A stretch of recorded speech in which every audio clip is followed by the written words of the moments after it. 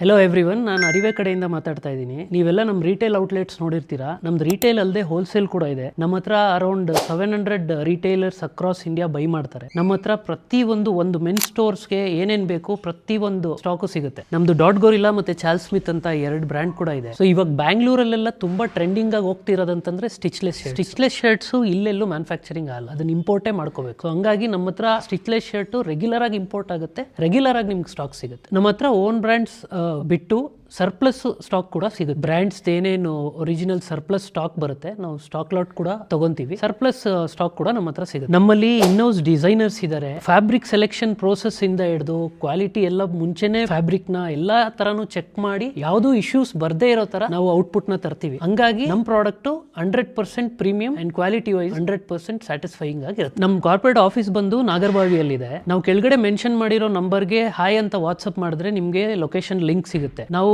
Almost week days morning 10 to evening 7:30 open ಇರ್ತೀವಿ.